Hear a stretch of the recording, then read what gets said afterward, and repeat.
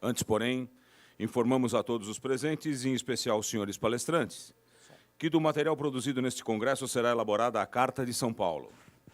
A Carta de São Paulo é um documento onde se registrará o pensamento e as propostas evidenciadas através das palestras e dos acontecimentos ocorridos nestes 3 dias de congresso. Retomando os trabalhos, anunciamos a palavra do presidente da mesa, conselheiro Carlos Pina de Assis. Ao reabrir os trabalhos desta tarde, quando cuidamos da responsabilidade pelo uso do erário público com os competentes expositores que aqui temos à mesa, eu quero, antes de mais nada, saudar os que foram os colegas e parceiros brasileiros, fazer uma referência muito especial e com muito gosto à presença neste evento e na tarde de hoje, neste painel, do honorável conselheiro Eduardo Benjamin Grinberg, presidente do Tribunal de Contas da província de Buenos Aires, e que, deixando sua linda La Plata, está aqui nos agraciando com suas presenças. Os argentinos aqui estão na tarde de hoje. Sejam muito bem-vindos.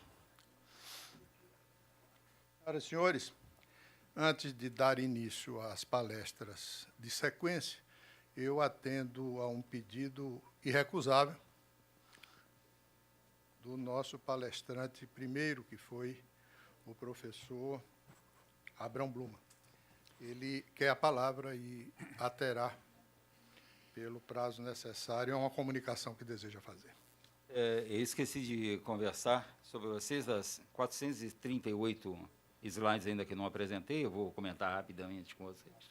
Mas a brincadeira é o seguinte, pessoal, eu não poderia deixar de fazer uma homenagem explícita a uma das pessoas que, durante muito tempo, me ensinou o que é controle interno, me instruiu, e boa parte do material que eu tenho pesquisado e tenho acrescentado ao meu conhecimento, essa pessoa está aqui e foi responsável, né, eu até brinco com ele, responsável e irresponsável, a brincadeira tem sentido, tem uma conotação,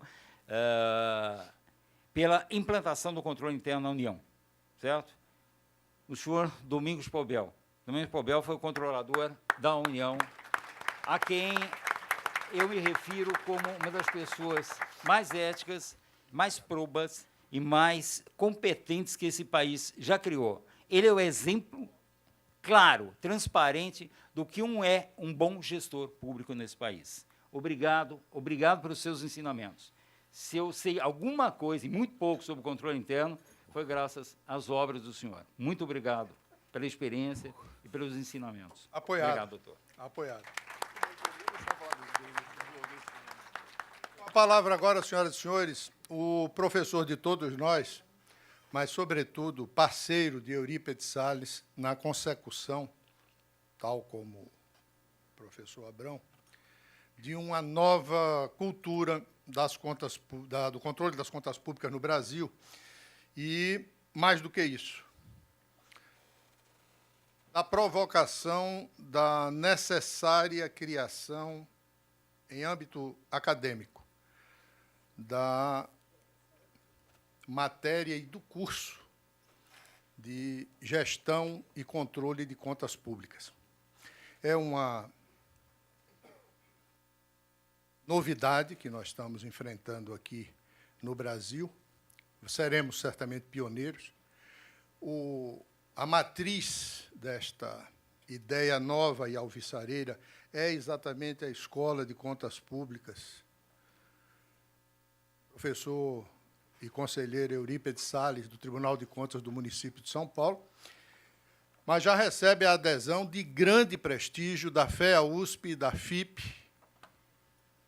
que é uma das promotoras desse evento, e, ainda mais, a Faculdade de Direito do Largo do São Francisco, da Faculdade de Direito da Universidade de São Paulo, aqui representada por seu mais alto escalão intelectual, que é a Comissão de Pós-Graduação, conduzida com muita competência e respeito internacionalmente disseminado pela professora Mônica Herman. Então, a ideia gerada no TCM São Paulo, com essas adesões formidáveis do que há de melhor na vida acadêmica de São Paulo e do Brasil. Recebe agora também o concurso do Instituto Rui Barbosa, que congrega, como disse na minha apresentação deste painel, congrega os tribunais de contas e representa o seu braço cultural e científico. E que aqui está, através do seu presidente, que é o conselheiro Sebastião Elvésio, também, neste momento, presidente do Tribunal de Contas do Estado de Minas Gerais. Feitas essas observações e agradecendo a manifestação que faz o professor Abrão com o registro da presença prestigiosíssima também do doutor Domingos Peubel de Castro, professor de todos nós, responsável pela construção de um controle interno eficiente a nível federal e que nos honra tanto com sua presença assistindo os expositores deste painel. Mas dizia, senhoras e senhores, que ouviremos agora o professor Valmir Leôncio da Silva, e vou fazer uma breve publicidade da sua última obra publicada agora pela editora Fórum, que é a Contabilidade Pública para os Municípios. Este livro que acabo de receber, por gentileza do autor, com a afetuosa dedicatória, e que lerei com muito gosto e que certamente estará sendo também mencionado, que é a sua última obra, na palestra que vai proferir. Com a palavra, portanto, o professor Valmir Leôncio da Silva. Muito obrigado. Som. Muito obrigado, doutor Carlos Pina, conselheiro do Tribunal de Contas do Estado de Sergipe, já posso dizer até um grande amigo, né, pelas palavras que ele proferiu agora.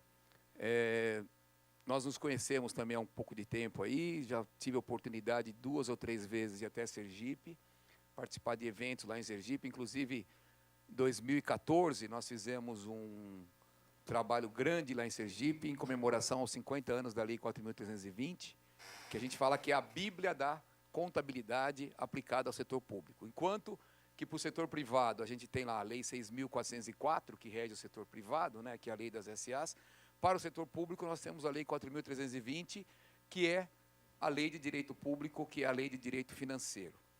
E graças ao doutor Pina, né, como conselheiro, ele era presidente à época lá no tribunal, a gente conseguiu fazer um trabalho muito bom, né, em Sergipe, em São Paulo, em outros lugares que nós tivemos, justamente pregando isso daí. Porque o nosso objetivo não é falar para quem é técnico. Quem é técnico, de certa forma, até já conhece.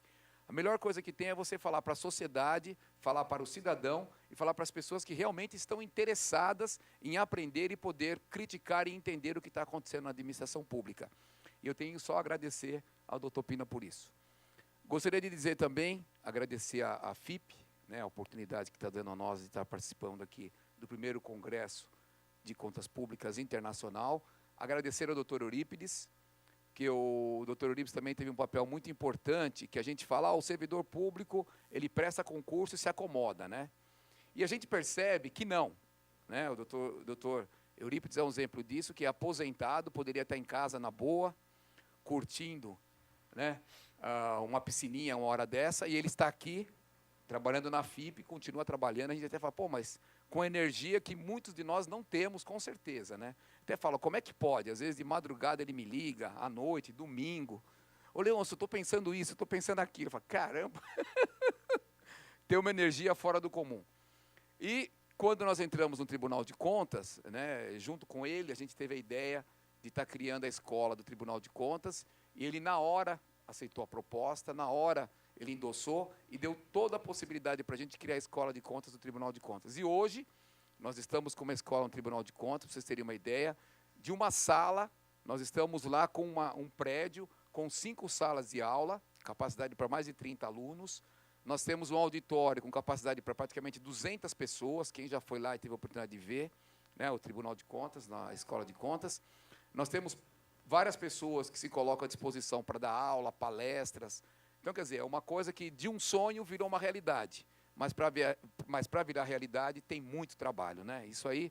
Então, é interessante isso, que a gente não para. Fala, o servidor público é acomodado. Eu acho que não.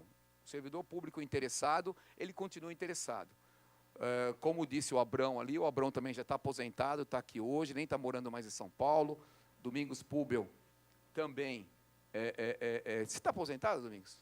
Aposentado também, olha lá, continua trabalhando firme no Sebrae. Quem trabalha em controle interno aposenta rapidinho. Quer dizer, e a gente está cada vez mais se esforçando, porque não é fácil. Então, nós temos um papel muito grande aí, que é passar aquilo que a gente conhece, aquilo que a gente acha interessante para a sociedade poder discutir isso aqui.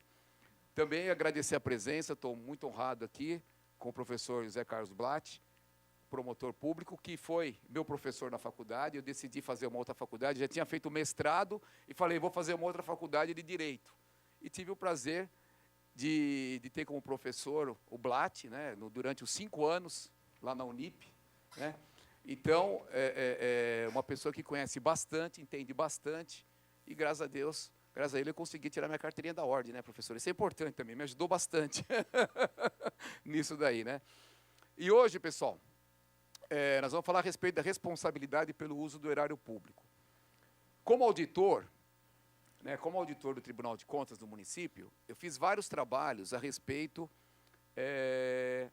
na área pública junto à administração pública. E uma das coisas que mais chama a atenção são os créditos adicionais, né? Os créditos adicionais, até ontem, o professor ontem comentou a respeito disso, mas é uma coisa interessante porque é uma forma de alterar o orçamento, né, uma forma de alterar o orçamento e uma forma legalizada, que às vezes pode levar a administração a um alto déficit público e causar esses problemas que estão causando hoje. E eu não estou falando aqui, veja bem, com relação à União, né? A gente está falando aqui com relação aos estados e municípios. A gente vê hoje aí vários estados e vários municípios deficitários, né? Agora, como é que eles chegaram nesse déficit público, né? Porque o que a gente fala é assim, a gente tem 2 leis muito fáceis, que é a Lei 4.320 e a Lei de Responsabilidade Fiscal. Eu costumo dizer que a Lei de Responsabilidade Fiscal a gente pode aplicar na nossa casa, porque é um manual de conduta, um manual do administrador. Ou seja, primeira coisa, ela tem tem um tripé, né, que seria o quê? Planejamento, né, você planejar, você gastar bem, ou seja, ter equilíbrio no gasto daquilo que você faz, daquilo que a gente faz na nossa casa. Se eu estou ganhando bem, eu gasto bem. Opa, fiquei desempregado, eu tenho que gastar, saber gastar melhor, eu vou ter que fazer um contingenciamento dos meus gastos. E, no final das contas, prestar contas daquilo que você fez. Isso é uma coisa simples. Então, a Lei de Responsabilidade Fiscal é um manual de conduta para o administrador público. Nem precisaria disso, né? Mas, infelizmente, a lei está aí, a lei tem que ser aplicada, e é que a gente percebe que a maioria dos administradores não seguem a lei. Ou seja, a lei está aí e, de certa forma, termina sendo inócua. Isso aí é complicadíssimo, né? Então, nós vamos falar de uma parte importantíssima da lei, que é a parte dos créditos adicionais, que esbarra pela Lei de Responsabilidade, mas ela está mais fincada na Lei 4.320. Só para vocês verem aí, a gente teve a oportunidade também, nesse período que eu estou no Tribunal de Contas do município, de estar escrevendo 4 livros a respeito da administração pública, livros voltados para a Lei de Responsabilidade e livros voltados para a contabilidade. Quer dizer, a gente não fica parado, não. Então, voltando ao tema aqui, créditos adicionais, eu vou explicar direitinho. É um tema até, de certa forma, simples, né? Muita gente fala, pô, mas esse tema, créditos adicionais, é um tema simples. Mas é aqui que é a pegada, é aqui que a coisa pega realmente, é aqui que é o problema, o calcanhar de Aquiles da administração pública, né? Eu lembro, uma certa época, eu estava numa prestação de contas na Câmara Municipal, onde uma pessoa se levantou, né, na prestação de contas e foi reclamar, né? Aí ela falou assim, porque eu vim aqui acompanhar o orçamento, acompanhei o orçamento participativo, e eu pedi o CEL Tremembé, né? O Centro de Educação Unificada, lá a escola, eu pedi para colocar o CEL Tremembé, porque nosso bairro lá precisava do Tremembé, do CEL, não sei o que e tal.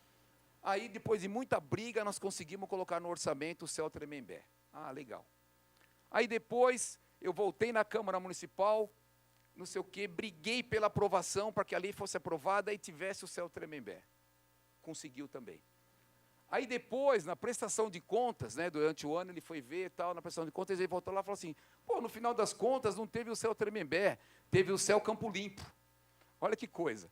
O CEL Tremembé não foi feito, e foi feito um CEL Campo Limpo, que, na realidade, o cara não brigou pelo CEL Campo Limpo, mas, no final das contas, aconteceu alguma coisa, que houve uma alteração no orçamento, que chegou a fazer o CEL Campo Limpo. Quer dizer, então, isso aí é causado por quê? O que causa isso? Por que o orçamento, as pessoas falam que é uma peça de ficção, né? É feita de um jeito, né, doutor Pina? Ela é feita de um jeito, ela é aprovada de um jeito, e quando você vai prestar contas daquilo, você vê que nada daquilo que foi falado, muitas vezes foi totalmente mudado, totalmente foi modificado. E o grande causador disso aqui é o crédito adicional, o culpado, são os créditos adicionais. Então, o que acontece aqui? No artigo, lá da Constituição Federal, artigo 85, no inciso 6º, diz lá, né, são crimes de responsabilidade do presidente, né, atos que atentem contra a Constituição Federal. Especialmente, tem lá elencado vários itens. Mas o que nós vamos trabalhar hoje é os atos que atentem contra a lei orçamentária.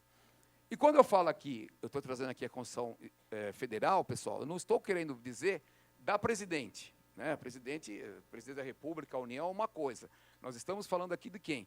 Dos 26 estados, do Distrito Federal e mais de 5.600 municípios que nós temos no país. Ou seja, pelo princípio da simetria, todos eles devem seguir essa regra. Por exemplo, na Constituição Estadual, está lá no artigo 48, inciso 6º, da Constituição Estadual. Diz a mesma coisa que diz na Constituição Estadual. Então, nas leis orgânicas municipais, também tem que estar a mesma coisa. Ou seja, todos eles estão passíveis de crime de responsabilidade, se não seguirem adequadamente, e atos que atentem contra a lei orçamentária, né? Então, quer dizer que não é uma coisa só exclusiva da União, pode ser uma coisa de todos, né? Inclusive dos 645 municípios que nós temos aqui em São Paulo, né? Então, quando a gente fala disso daqui, a gente tem que voltar lá um pouquinho e falar do planejamento público. No planejamento público, nós temos os instrumentos que estão previstos no artigo 165 da Constituição Federal e no artigo 4º e 5º da Lei de Responsabilidade Fiscal. Quando a gente fala de planejamento público, nós temos lá o PPA, o Plano de Médio Prazo, o Plano Estratégico. Eu não vou entrar muito em detalhe no plano, o PPA, mas o plano, em suma, o PPA é um plano que deve ser feito no primeiro ano de governo, né, de qualquer governante que for eleito, e ele vai ter validade até o primeiro ano do próximo governo. É um plano praticamente para colocar o quê? As novas despesas de capital, ou seja, se a administração pública pretende criar, expandir ou aperfeiçoar os trabalhos que são feitos, né, que são feitos na administração, ou aquilo que já existe, ela precisa colocar no plano plurianual. Agora, do outro lado, não basta só o administrador colocar aquilo que ele pretende fazer. Ele precisa também colocar da onde vai vir os recursos para isso. Essa é a questão, né? A gente vai ter eleição agora, nós vamos ver os prefeitos prometendo tudo, né? Ah, promete isso, promete aquilo, mas da onde vai vir o dinheiro para isso? Será que a administração pública tem dinheiro para isso? Então, no PPA deveria constar isso. O que você pretende fazer e aonde você vai arrumar o dinheiro para isso, né? Ah, eu pretendo comprar uma casa na praia. Pô, legal, eu também pretendo, né? Todo mundo pretende ter uma casinha na praia, ter hoje a moda é ter uma casinha lá nos Estados Unidos, né? Isso é a moda, né? Eu pretendo ter, né? Lá em Miami, né? Eu também pretendo ter uma casinha em Miami. Agora, como é que eu vou fazer para ter uma casinha em Miami? É difícil, né? Como é que você vai ter uma casinha lá em Miami?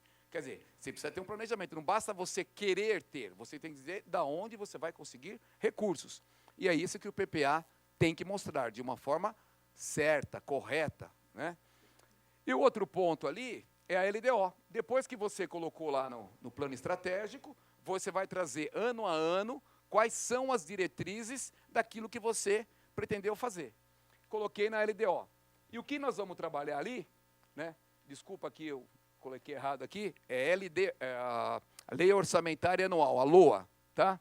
Aqui vocês podem, depois eu vou disponibilizar esses slides aí, depois vocês acertem, é LOA, tá? Lei Orçamentária Anual. E na Lei Orçamentária é que justamente vai estar aquilo que a administração pública vai fazer, que é a previsão de receita e a fixação de despesa. Olhem que interessante, quando a gente fala a Lei Orçamentária Anual, que é aquela que tem a execução do orçamento, o interessante é a gente pensar, a Lei Orçamentária ela prevê o quê? Ela prevê receitas e fixa despesas. Por que prevê receitas? Porque a receita ela pode ser maior ou menor do que aquilo que foi previsto. Agora, a despesa não. A despesa ela tem que ser fixada, ela só pode ser aquilo que foi aprovado pelo parlamento. Ou seja, a administração pública não pode gastar R$1 a mais se não tiver uma autorização do legislativo. Está lá, é lei. Ou seja, quem é o legislativo? O legislativo são os nossos olhos, nós que elegemos os parlamentares. Não é isso? Então, essas pessoas que estão lá, eles analisaram a lei orçamentária e disseram, não, a lei está certa, a previsão de receita está correta e você só pode gastar até o valor da receita. Ou seja, você não pode gastar mais do que aquilo que foi autorizado na lei orçamentária. Então, a gente pode dizer o seguinte, o PPA planeja, a LDO prioriza e a LOA quantifica, ou seja, ela mostra realmente quanto vai ser os valores aí, tá? E quando a gente fala de orçamento público, uma coisa interessante é a seguinte, é que o orçamento público, ele deve ser aprovado pelo parlamento, como eu falei para vocês. Só que uma lei, ela é, de certa forma, mandatória, ou seja, você tem que fazer aquilo que está na lei. Só que a lei orçamentária, ela tem uma diferença, por quê? Ela é uma lei autorizativa. Ela autoriza a administração pública a gastar ou a arrecadar aquilo que está previsto, mas que pode ser maior ou pode ser menor. Dessa forma, a gente costuma dizer que a lei orçamentária, ela possui apenas a aparência de lei. Apesar de ela ser aprovada como lei, ela possui a aparência de lei. Por quê? Porque ela pode ser modificada. Vamos supor, em 2014, quando foi feita a lei orçamentária para 2015, isso no país inteiro, a gente pode falar sem susto de errar. Quando foi feita a lei orçamentária no país inteiro, em 2015, você faz uma expectativa daquilo que você pretende arrecadar em 2015. Será que alguém esperava, em 2014 para 2015, uma recessão desse tamanho, doutor Pina? O senhor acha que alguém esperava uma recessão dessa? A recessão ela apareceu no ano seguinte, né?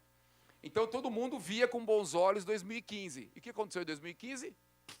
A coisa não se configurou daquele jeito.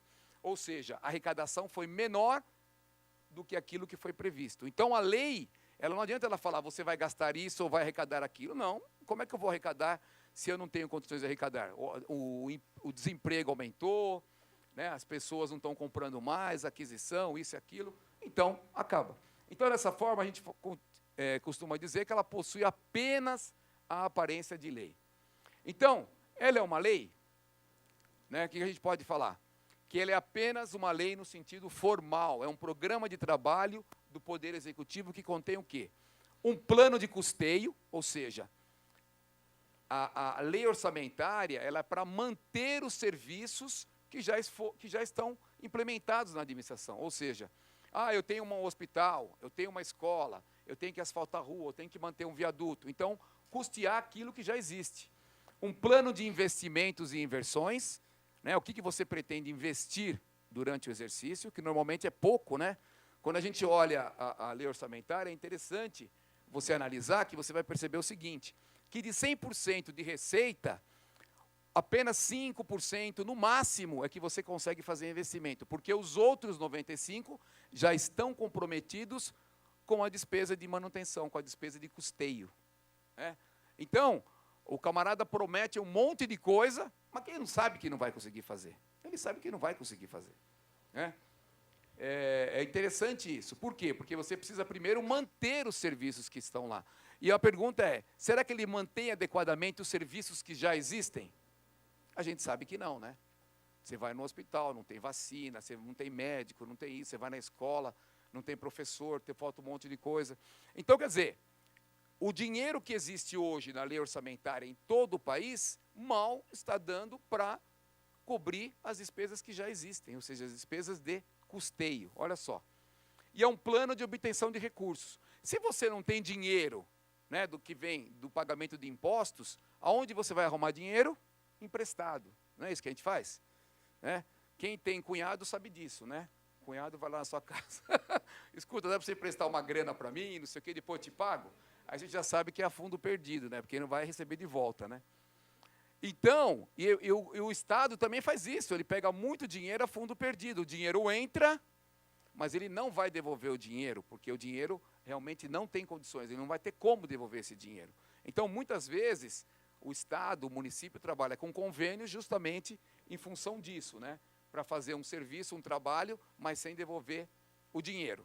Agora, a lei hoje, ela também determina tetos em cima do que você tem de empréstimos, né? Então, hoje a administração pública ela é tratada como se fosse um trabalhador, ou seja, você tem um limite para você se endividar. Se você passar daquele limite, é ilegal. Você está atentando contra a lei orçamentária também. Então, você tem alguns princípios orçamentários aqui a seguir. Eu vou fixar aqui no princípio da unidade, que diz o seguinte, todo mundo faz o seu orçamento, mas o orçamento no sentido lato, ele é aprovado numa única peça. O outro princípio, que é o princípio da exclusividade, que você não pode ter outra coisa na lei orçamentária, a não ser coisas que falem sobre a lei orçamentária, ou seja, você não pode ter lá uma aprovação de um concurso público, falar de imposto de renda, falar nada disso se a lei é orçamentária, é exclusivo. E um outro é o princípio do equilíbrio, né, que foi muito discutido aí. A União, inclusive outros estados, mandou para o Congresso Nacional orçamentos deficitários, ou seja, ele estava com a parte da despesa muito maior que a parte da receita. Você pode fazer isso?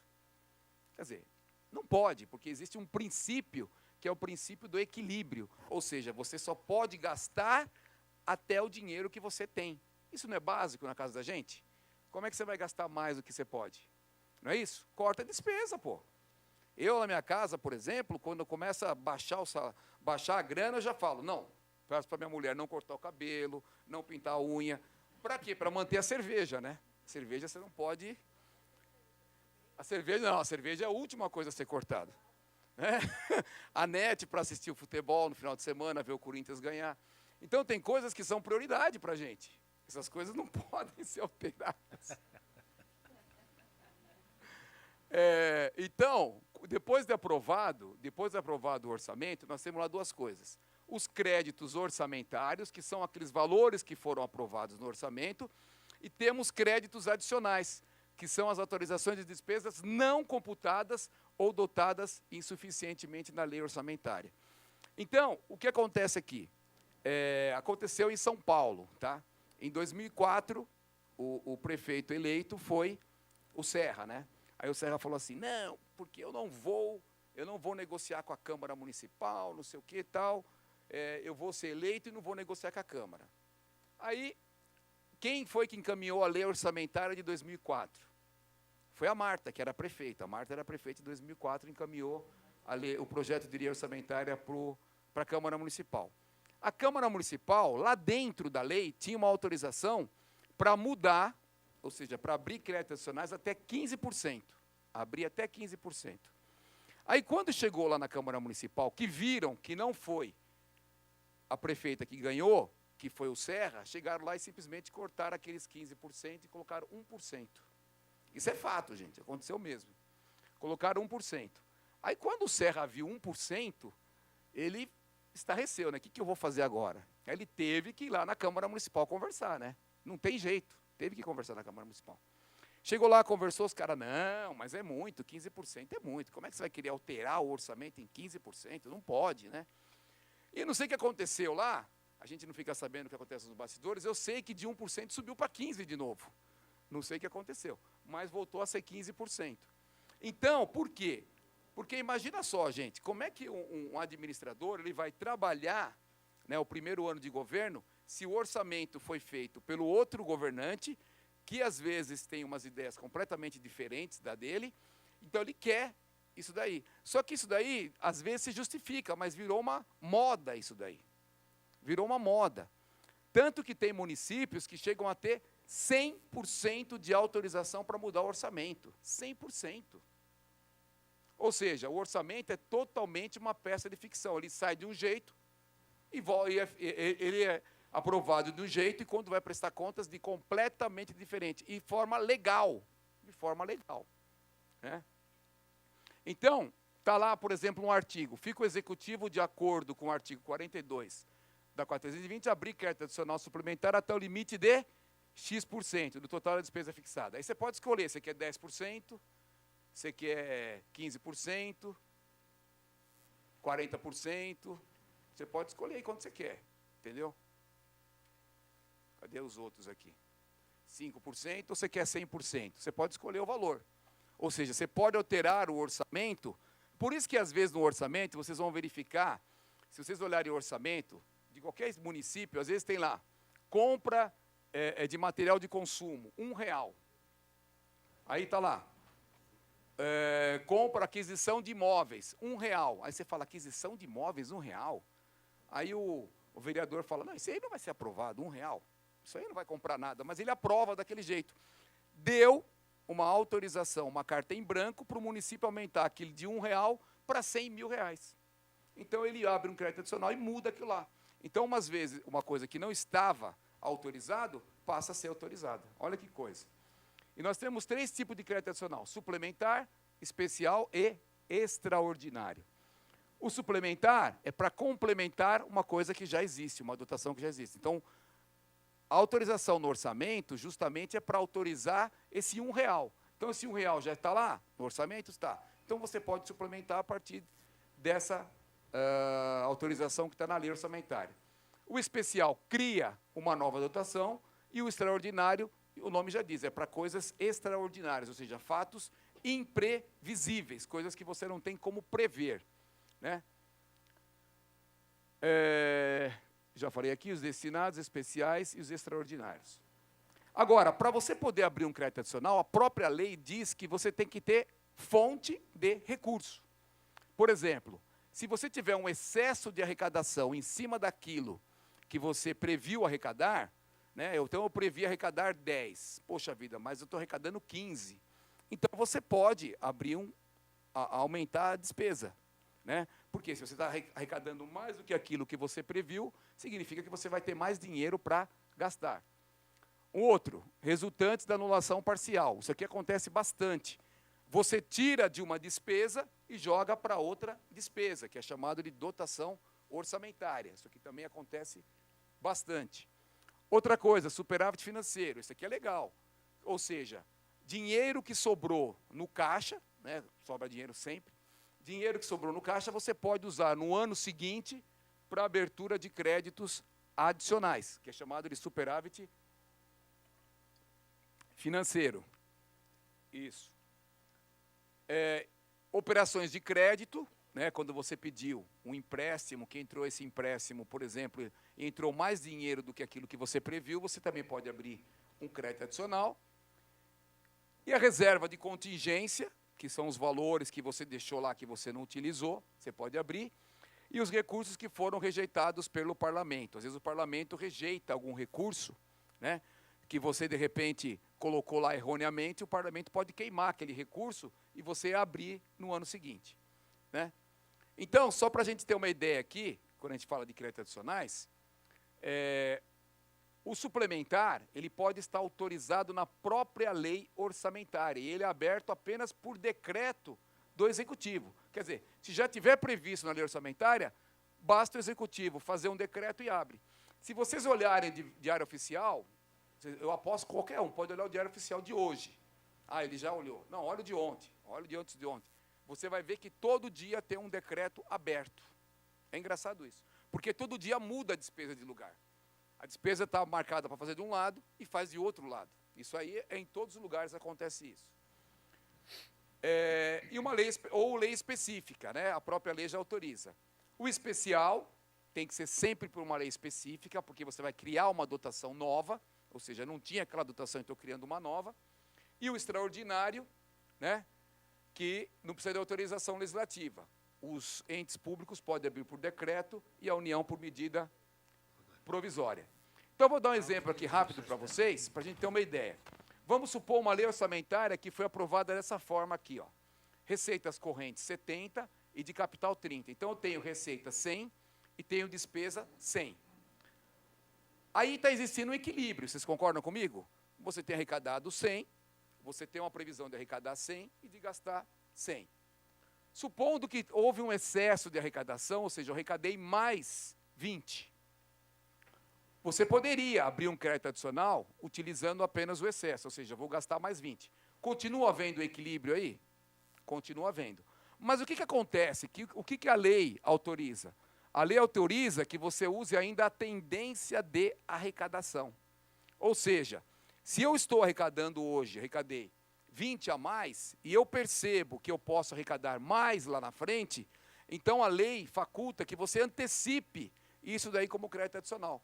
Aqui nós já vamos ter um desequilíbrio. Por quê? Eu tenho receitas efetivas de 120 e tenho despesas de 170 autorizadas a realizar. O grande problema, gente, não é você ter 170 para realizar. O problema é você realizar os 170. Se eu fizer a despesa de 170, significa que eu estou criando déficit financeiro, ou seja, estou gastando mais do que aquilo que eu tenho de dinheiro. E isso que acontece com a administração pública muitas vezes. Esse é um grande problema que acontece na administração pública. Então, você estaria aqui, ó, quebrando o quê? O princípio do equilíbrio, ou seja, eu autorizei créditos adicionais e gastei esse crédito adicional, né? Então, o artigo 43 da lei, ela fala a respeito dessa abertura. E o artigo 9º, ela diz uma coisa interessante, o artigo 9º da 101. Ela diz o seguinte: se a administração pública percebe que não está conseguindo arrecadar aquilo que ela previu arrecadar, ela tem que fazer uma coisa chamada contingenciamento, ou seja, deixar de gastar.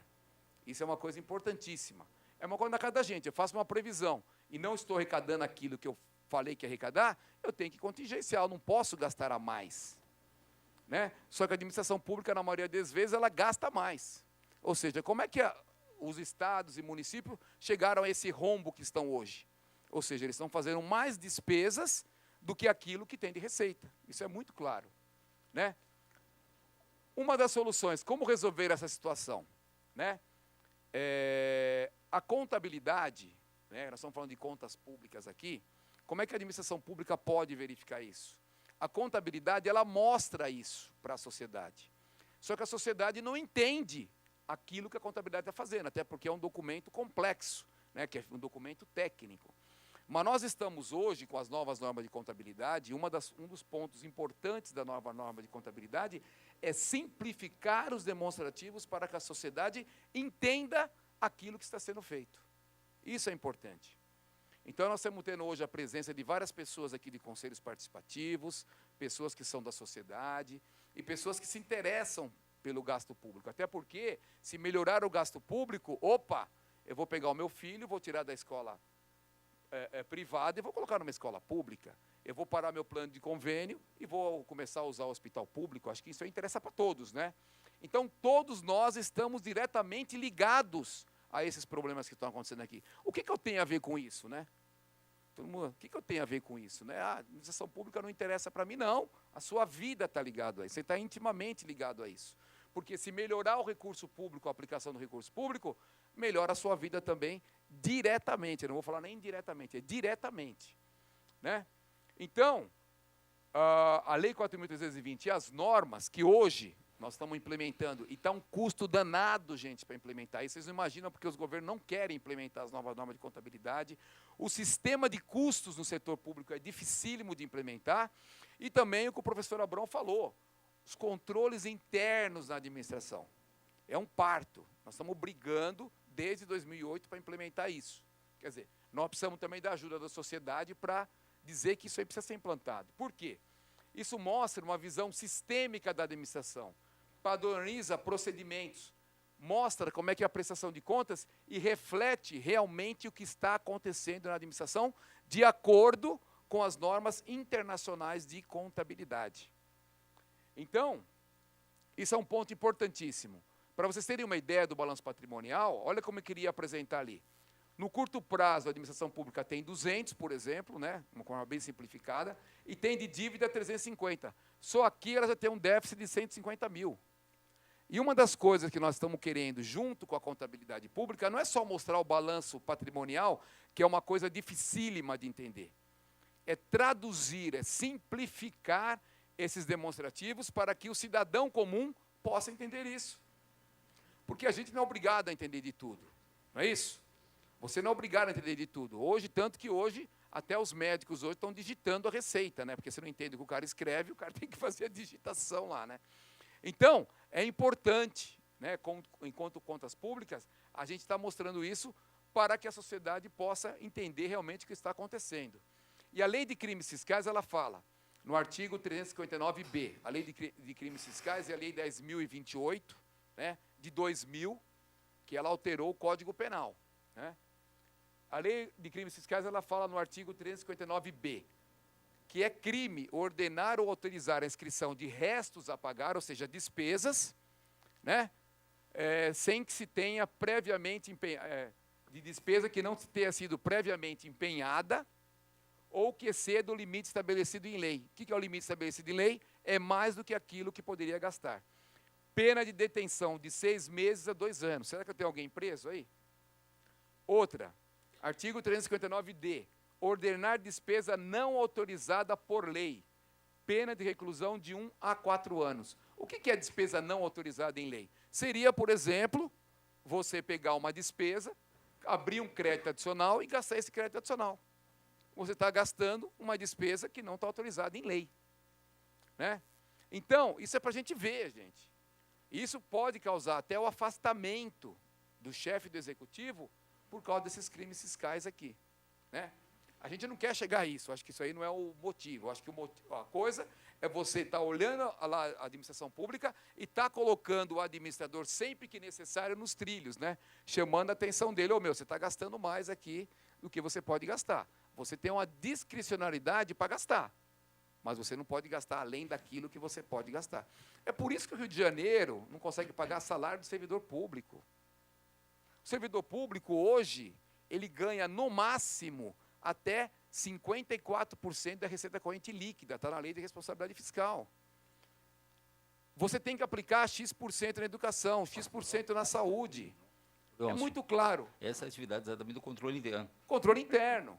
Agora, como é que pode, né, gastar muito mais que isso e estar nessa coisa que está acontecendo hoje? Que não é um problema só da União, é um problema do país inteiro.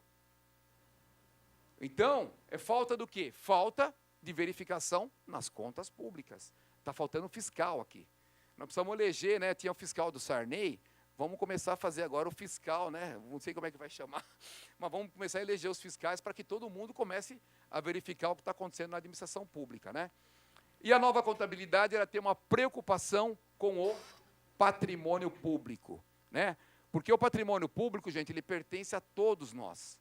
O patrimônio público não é meu, não é seu, ele é nosso, né? Então, a gente tem que zelar por ele. Tá ok? Então, só para a gente fechar aqui, qual que é o papel da nova contabilidade?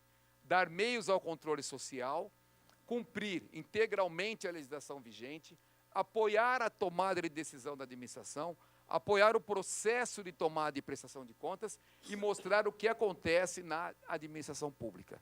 Então, nós precisamos, né? Muita gente fala assim, porque o servidor público, não sei o que e tal. Mas quem faz essas verificações são o servidor público, são os servidores públicos.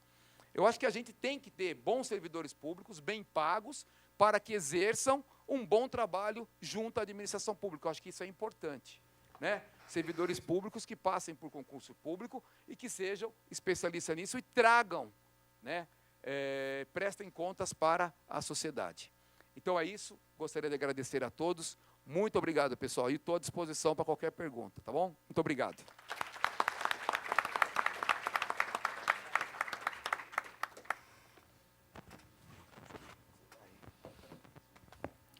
Senhoras e senhores, dando sequência a esse nosso painel de hoje, à tarde, teremos agora, também sobre o tema